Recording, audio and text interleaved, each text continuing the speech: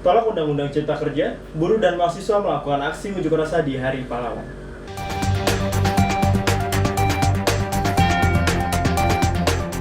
Banjirop merendam permukiman warga di Muara Angke, Jakarta Utara.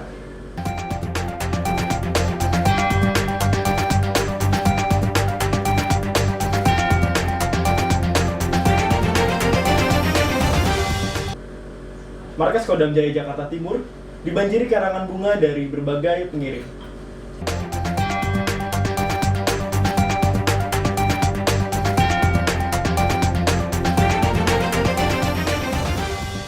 Selamat siang pemirsa, informasi tadi mengawali perjumpaan Spot News hari ini. Bersama saya Pradika Purnomo, selama 30 menit ke depan akan memberikan informasi teraktual yang disiarkan langsung dari studio MCTV. Inilah Spot News selengkapnya.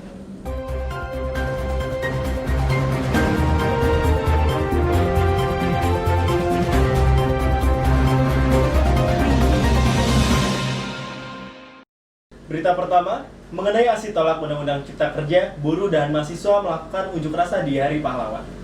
Pemirsa, untuk lebih jelasnya reporter kami akan melaporkan langsung dari titik lokasi. Ya, selamat siang Indah. Apa yang dapat dilaporkan dari kawasan aksi unjuk rasa saat ini?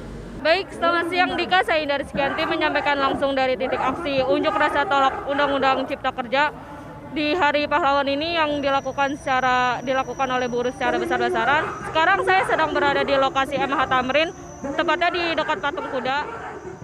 Dengan Ketua Umum Pengurus Pusat Federasi Buruh Lintas Pabrik atau FBLP, yaitu Jumisi, menyatakan masa buruh akan kembali menggelar aksi unjuk rasa besar-besaran atas Omnibus Law Undang-Undang Cipta Kerja. Pada 10 November ini, tepat pada peringatan Hari Pahlawan, dalam aksi ini masa buruh akan tetap menuntut pembatalan Omnibus Law Cipta Kerja. Aksi yang akan dilakukan ini menjadi salah satu bentuk keseruan kepada para buruh di daerah agar bergegas melakukan konsolidasi terkait keberadaan Undang-Undang Cipta Kerja. Disebutkan juga bahwa undang-undang ini tidak diciptakan untuk rakyat kecil. Presiden Joko Widodo secara terang-terangan membuat aturan yang menguntungkan kepentingan pemilik modal. Sekian laporan terkait aksi unjuk rasa tolak Undang-Undang Cipta Kerja. Saya Indar Sekianti menyampaikan langsung di lokasi. Kembali ke studio, Dika. Baik Indah, terima kasih atas laporannya dan selamat bertugas kembali. Pemirsa, itulah laporan reporter kami yang menyampaikan langsung dari titik lokasi. Berita selanjutnya, mengenai banjirop yang merendam permukiman warga di Muara Angke, Jakarta Utara. Hal ini membuat warga mendesak pemerintah untuk bertindak cepat dalam menangani musibah ini. Berikut laporan reporter kami. Selamat siang pemirsa, saya Indar Sekianti menyampaikan langsung di Muara Angke, Pulit Penjaringan, Jakarta Utara. Sudah berhari-hari banjirop rendam di permukiman warga di Muara Angke. Saat ini kondisi Muara Angke terlihat membuat warga mendesak pemerintah daerah bekerja lebih cepat untuk melakukan antisipasi. Pengurus rukun warga di kawasan Muara Angke menuturkan telah berkomunikasi dengan instansi terkait untuk melakukan penanganan dalam waktu cepat. Lurah Pluit mengatakan penanganan banjirop untuk sementara waktu akan dioperasikan pompa stasioner.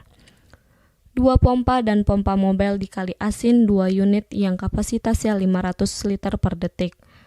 Rob di Jakarta Utara memang sering terjadi sehingga jarang membuat warga mengungsi.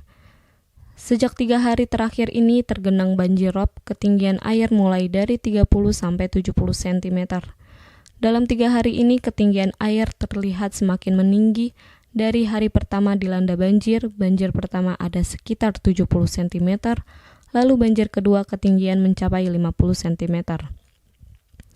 Sementara itu pengurus RW 022 Muara Angke dari 12 RT yang terkena dampak banjirop, ada 4 RT yang paling parah, yaitu ada RT 1, RT 6, RT 7, dan RT 9, banjirnya sampai sepaha orang dewasa.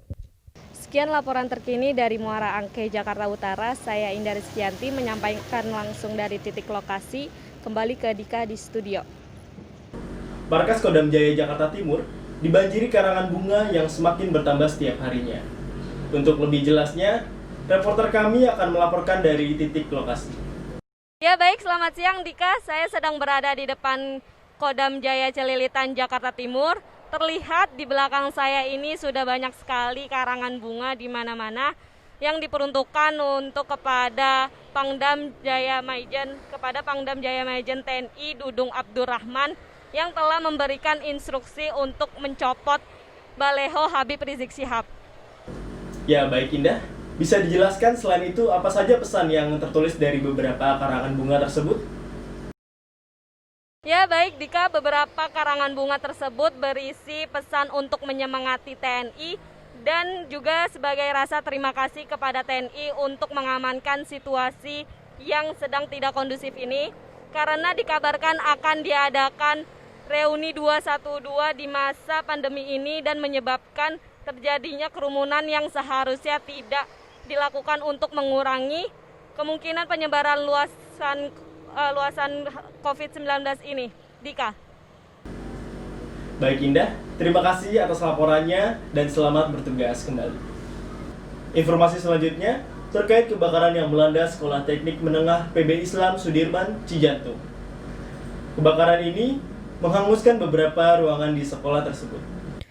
Banyaknya barang-barang yang mudah terbakar membuat api dengan cepat. Petugas dari Sudin Damkar Jakarta Timur dibantu TNI dan Polri yang tiba di lokasi langsung berusaha memadamkan api agar tidak semakin meluas. Kebakaran ini terjadi diduga akibat hubungan pendek arus pendek listrik. Dari salah satu ruangan, api akhirnya dapat dipadamkan 1 jam kemudian, dengan menurunkan sedikitnya 10 unit mobil pemadam kebakaran. Komandan Sudin Damkar Jakarta Timur Suradi mengatakan ruang yang terbakar adalah ruang tata usaha, ruang arsip, dan perpustakaan. Tak ada korban jiwa dalam kebakaran tersebut. Hingga Sabtu pagi, petugas pemadam kebakaran masih melakukan proses pendinginan. Indah Rizkianti melaporkan dari Sudirman, Cijantung untuk Spot News. Pasar Induk Ramat Jati kembali dibuka di masa PSBB transisi dengan menerapkan protokol kesehatan yang cukup ketat. Berikut laporan reporter kami dari titik lokasi. Selamat siang pemirsa, saya sedang berada di Pasar Induk Ramat Jati, tepatnya di losmen buah-buahan. Saat ini para pengunjung yang sedang membeli buah-buahan dan sayuran di Pasar Induk dan pedagang ini di Pasar Kramat Jati menerapkan protokol kesehatan pencegahan COVID-19 secara ketat selama masa pembatasan sosial berskala besar atau PSBB transisi. Kepala Pasar Induk Kramat Jati yaitu Agus Lamun mengatakan pihaknya juga mengarahkan sejumlah petugas untuk berkeliling di area pasar guna mengawasi penggunaan masker dan penerapan jaga jarak antara pedagang dan serta pengunjung sebagaimana yang harus diatur dalam protokol kesehatan ini. Selain itu, Agus Lamun menjelaskan bahwa Pasar Induk Kramat Jati juga telah menerapkan sistem ganjil genap. Sejumlah fasilitas kebersihan sesuai protokol kesehatan seperti tempat cuci tangan juga sudah disediakan. Baik pedagang dan pengunjung pasar diwajibkan selalu mengenakan masker. Pedagang atau pengunjung pasar yang tidak mengenakan masker juga akan dikenakan sanksi denda sebesar Rp250.000 atau memilih sanksi kerja sosial. Aturan itu sesuai dengan Peraturan Gubernur DKI Jakarta Nomor 51 Tahun 2020 tentang pelaksanaan PSBB pada masa transisi menuju masyarakat sehat, aman, dan produktif. Sekian laporan terkini, saya Indah Rizkianti dari titik lokasi Pasar Induk Kramat Jati, kembali ke Dika di studio. Perlintasan sebidang di Stasiun Palmerah resmi ditutup oleh Dinas Perhubungan DKI Jakarta. Saksikan liputannya setelah komersial break berikut ini.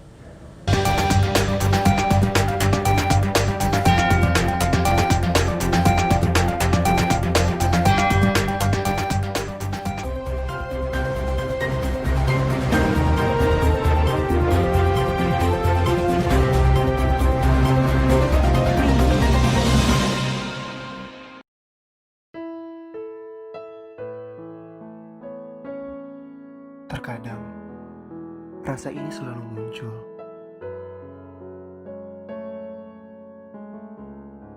Dikala beban terasa menumpuk di benak, dikala pikiran tidak berpikir sesuai logika.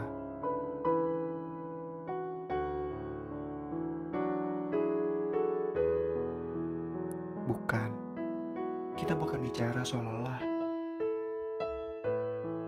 Kita bicara rasa kerinduan ini akan kehadirannya. di saat semuanya sedang runtuh.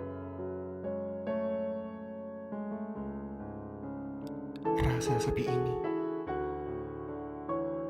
terkadang kita berpikir, akankah semua ini akan kembali seperti semula? Karena rasa ini sudah terlalu dalam. Kita boleh rindu, tapi kita juga tidak boleh memberi bahaya kepada mereka. Meskipun keadaan membaik, bukan berarti kita harus kembali dengan membawa bahaya. Ingatlah senyum mereka yang juga rindu akan kehadiranmu. Mereka juga pasti mengerti akan keadaanmu. Jarak memang memisahkan kita, tapi bukan berarti itu semua akhir dari segalanya. Jagalah mereka, jaga jarak kita.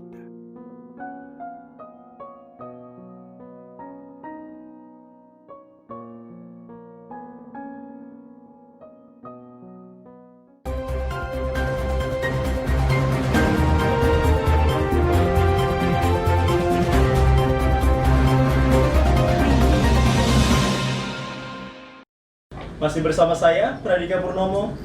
Berita selanjutnya, terkait ditutupnya perlintasan sebidang di Stasiun Palmerah secara resmi oleh Dinas Perhubungan DKI Jakarta. Hal ini dilakukan dalam rangka pembangunan tahap 2 di Stasiun Palmerah. Perlintasan sebidang di Stasiun Palmerah resmi ditutup secara permanen. Penutupan telah dilakukan sejak Sabtu 28 November 2020 dan baru dipasangkan spanduk pada hari Senin 30 November 2020. Penutupan ini dilakukan untuk mengakhiri kepadatan di sekitar perlintasan kereta api Stasiun Palmerah dan juga karena akan ada tahap 2 penataan di Stasiun Palmerah. Ada 2 perlintasan kereta api di Stasiun Palmerah, mulai yang dekat dengan area belakang kompleks Gedung DPR RI hingga perlintasan dekat BPK. Apa tanggapan Bapak tentang penutupan Stasiun Palmerah ini? Ya, karena penutupan jalan portal ini, karena membahayakan, kedua banyak yang melawan arah. Jadi gini, karena banyak komitmennya pemerintahan Pemprov DKI Jakarta oleh Menteri Perhubungan, karena banyak kan melanggar, satu pelang pintu jalan lagi pas jalan, kereta lagi jalan karena banyak yang nyerobos. Satu, membahayakan rakyat banyak, yang kedua kendaraan. Dengan begitu, para pengguna jalan yang biasa melintas di sana diminta PT KAI untuk mencari jalur alternatif lain. PT KAI menjelaskan penutupan permanen ini demi keselamatan para pengendara dan efektivitas perjalanan kereta api. Dan penutupan ini juga disebabkan karena akan ada rencana penataan di kawasan Stasiun Palmerah. Penataan akan dilakukan PT KAI dan Pemprov DKI Jakarta. Terlihat banyak sekali pengguna jalan yang kebingungan akibat ditutupnya perlintasan ini. Namun demi keselamatan pengguna jalan dan penataan di sekitar Stasiun Palmerah, perlintasan ini resmi ditutup oleh pihak Dinas Perhubungan DKI Jakarta.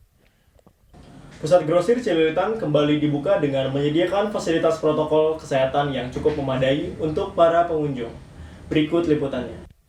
Fasilitas protokol kesehatan telah tersedia di PGC, begitu pula di Five Hotel yang berada tepat di sebelah PGC yang telah mentaati aturan PSBB masa transisi.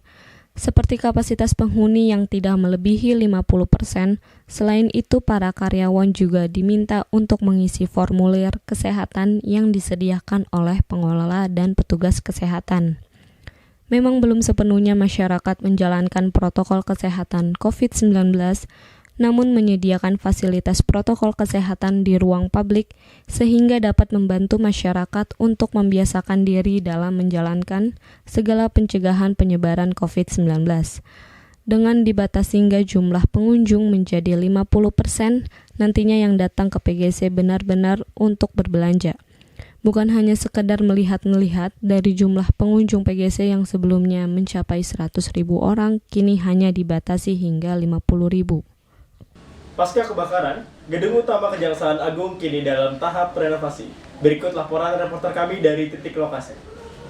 Baik, selamat siang Dika. Saya Indari Sekianti menyampaikan langsung dari titik lokasi Gedung Kejaksaan Agung. Kejaksaan Agung mulai melakukan perbaikan gedung utama yang mengalami kebakaran pada tanggal 22 Agustus 2020 yang lalu. Renovasi gedung Kejaksaan Agung yang terbakar diperkirakan butuh dana 161 miliar rupiah. Komisi 3 DPR menyetujui penambahan anggaran Kejaksaan Agung sebesar 350 miliar untuk tahun 2021. Saat ini Jaksa Agung Burhanuddin serta sejumlah biro lainnya menempati gedung Badan Pendidikan dan Pelatihan Kejaksaan Agung di Ragunan dan di Ceger. Kementerian Keuangan memperkirakan untuk membangun kembali gedung Kejaksaan Agung bakal membutuhkan anggaran sebesar 161 miliar. Berdasarkan revaluasi terakhir, nilai gedung Kejaksaan Agung 150 miliar dengan beberapa tambahan renovasi. Nilai buku terakhir yaitu 165 miliar rupiah. Dengan demikian bisa diperkirakan apakah proses revitalisasi gedung bisa dilakukan hanya dengan renovasi atau pembangunan ulang gedung sedari semula. Menurut Isa, gedung Kejaksaan Agung dibangun pada tahun 1970. Awalnya gedung tersebut bernilai 7 juta saja, namun kali ini nilai gedung tersebut telah berkali lipat hingga di kisaran 161 miliar rupiah. Selain itu, gedung tersebut juga belum diasuransikan, oleh karena itu biaya perbaikan gedung tersebut harus menunggu alokasi dari anggaran pendapatan dan belanja negara atau APBN. Sekian laporan terkini dari Gedung Kejaksaan Agung. Saya Indari Sekianti menyampaikan langsung dari titik lokasi. Kembali ke Dika di studio. Informasi selanjutnya mengenai dibukanya pasar Tanah Abang saat PSBB transisi membuat para pedagang kembali membuka kiosnya. Berikut liputannya. Kawasan Pasar Tanah Abang kembali dibuka pada masa transisi pembatasan sosial berskala besar atau PSBB. Para pedagang pun tampak mulai kembali membuka lapaknya. Pemandangan para pedagang yang kembali berjualan itu salah satunya terlihat di Jembatan Penyeberangan Multiguna atau JPM.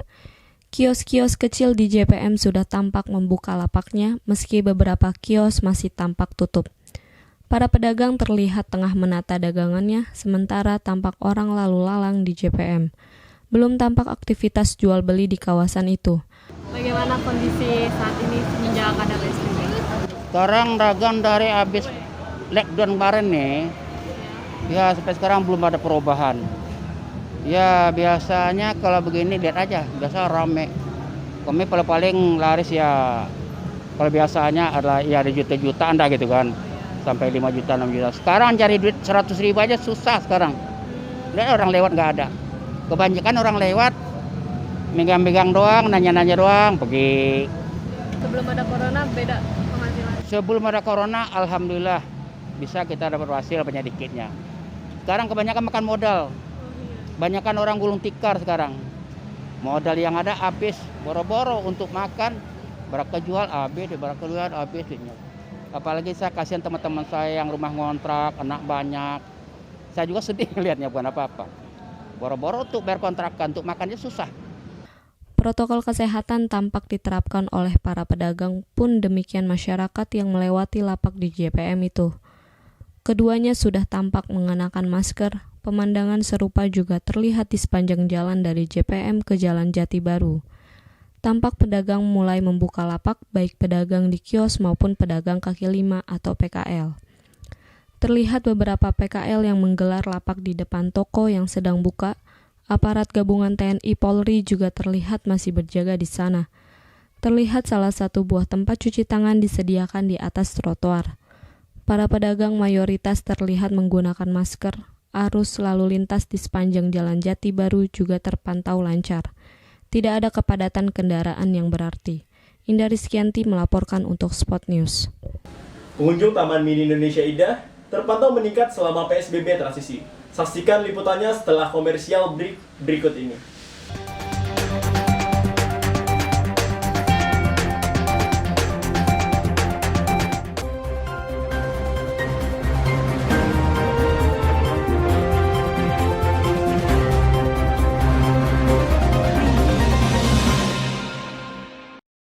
Tips penerapan 3M dalam berolahraga. Yang pertama, menggunakan masker. Untuk mengurangi angka penyebaran virus corona, kita diwajibkan memakai masker saat berolahraga.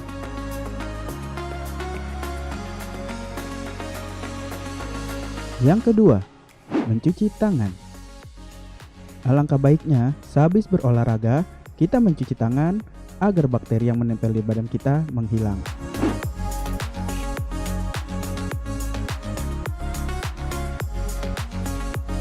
Dan yang ketiga, selalu menjaga jarak saat beristirahat di tempat umum.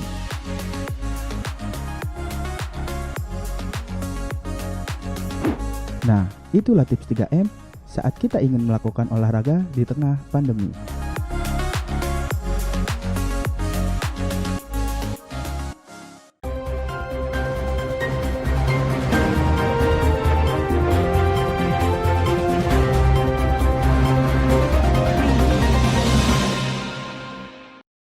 Kembali lagi bersama saya, Pradika Purnomo. Pengunjung Taman Mini Indonesia Indah tercatat meningkat selama masa PSBB transisi. Berikut laporan reporter kami. Selamat siang pemirsa, saya Indah Rizkyanti menyampaikan langsung dari Taman Mini Indonesia Indah. Sepekan pemberlakuan pembatasan sosial berskala besar atau PSBB masa transisi pengelola di Taman Mini Indonesia Indah di Jakarta Timur, jumlah pengunjung mencapai 13.000 orang. Kepala Bagian Humas Taman Mini Indonesia Indah menuturkan para pengunjung tersebut membeli tiket secara online melalui www.tiket.tamanmini.com dan tetap menerapkan protokol kesehatan 3M yaitu memakai masker, mencuci tangan, menjaga jarak. Jika dibandingkan dengan tahun lalu sebelumnya dan hari biasanya, jumlah pengunjung tersebut belum terlalu banyak. Sebab selama masa transisi ini rata-rata jumlah pengunjung perharinya sekitar 400 atau 700 orang. Pada saat weekend yaitu Sabtu sekitar 3.000 pengunjung dan hari Minggu sekitar 7.000 pengunjung. Sementara Ketua Gugus Tugas COVID-19 Taman Mini Indonesia Indah, Diono menambahkan meski dibuka setiap pengunjung yang datang wajib mematuhi protokol kesehatan yaitu 3M. Selain itu, setiap pengunjung suhu tubuhnya selalu diperiksa menggunakan termogan di pintu masuk. Sekian laporan terkini dari Taman Mini Indonesia Indah. Saya Indah Rizkyanti menyampaikan langsung dari titik lokasi. Kembali ke Dika di studio. Informasi selanjutnya, meningkatnya peminat tanaman hias saat pandemi COVID-19 membuat para pedagang tanaman hias beraup untung yang cukup besar. Di masa pandemi COVID-19 ini, para peminat tanaman hias meningkat cukup pesat. Akibat dari pandemi ini membuat kalangan masyarakat memiliki aktivitas baru untuk mengisi waktu luang. Salah satunya dengan berkebun dan mengoleksi tanaman hias. Saat ini tanaman hias sedang digandrungi banyak orang, pedagang yang awalnya hanya sekedar mengisi waktu luang, namun sekarang bisa meraup untung yang lumayan besar per bulannya. Sistem yang dipakai dalam penjualan saat pandemi COVID itu apa, Pak? Kalau kita dalam penjualan ini adalah masih sifat ortodok. Jadi sistemnya masih umum, tidak ada kita sistem online dan segala macam begini. Karena penjualan kita ini bukan untuk kolektor, bukan untuk bunga-bunga yang super mahal, tapi bunga-bunga yang sifatnya umum. Jenis tanaman hias apa saja yang dijual dan yang paling banyak diminati oleh masyarakat? Kalau masalah peminat itu adalah macam-macam. Tergantung orang itu, tergantung kelasnya. Nah, tapi sebagai kita di sini, kita tidak masuk ke kategori itu. Jadi bunga-bunga yang dijual oleh semua rekan-rekan di sini, grup ini adalah yang bisa dijangkau oleh masyarakat rendah, menengah, dan atas. Menurutnya hal itu terjadi karena minat berkebun di rumah sebagai bentuk pelarian untuk melepaskan rasa stres di tengah pandemi. Karena selama pandemi masyarakat lebih banyak menghabiskan waktu di rumah daripada di luar rumah. Saya Indah Rizkyanti melaporkan untuk Spot News. Taman Marga Satwa Ragunan kembali dibuka dan menerapkan rekreasi dengan protokol kesehatan pencegahan COVID-19 secara ketat. Seperti apa liputannya? Berikut liputan kami yang sekaligus menutup perjumpaan Spot News yang ini. Saya Pradika Purnomo, beserta segenap kru yang bertugas, pamit undur diri. Selamat siang dan sampai jumpa. Selamat siang pemirsa, saya Indah Rizkyanti menyampaikan langsung dari pintu utama Taman Marga Satwa Ragunan pada masa pemberlakuan pembatasan sosial berskala besar atau PSBB transisi di Jakarta. Taman Marga Satwa Ragunan kembali dibuka dengan menerapkan protokol kesehatan. Jam operasional Ragunan pada masa PSBB transisi jilid 2 dimulai buka awal yakni pada jam 7.30 sampai dengan jam 14.00 waktu Indonesia Barat. Berbeda dengan saat masa PSBB transisi jilid pertama, operasional kebun binatang Ragunan dibatasi hanya sampai jam 13.00 waktu Indonesia Barat. Secara aturan PSBB transisi Ragunan tetap memberlakukan pendaftaran tiketing secara daring yang dapat dilihat di akun media sosial. Pengunjung juga dibatasi untuk anak usia di bawah 10 tahun, ibu hamil dan lansia tidak dibolehkan masuk. Begitu juga dengan jumlah pengunjung per hari dibatasi 25% dari rata-rata kunjungan Ragunan di hari kerja sebanyak 8.000 pengunjung. Ragunan telah bersiap untuk menyambut kedatangan pengunjung dengan melakukan sterilisasi serta pembukaan kembali pintu masuk pengunjung. Pengelola Ragunan juga mengkampanyekan kewajiban rekreasi dengan menerapkan 3M yakni memakai masker, mencuci tangan, pakai sabun, dan menjaga jarak fisik. Sekian laporan terkini dari Taman Marga Satwa Ragunan, saya Indah Rizkyanti.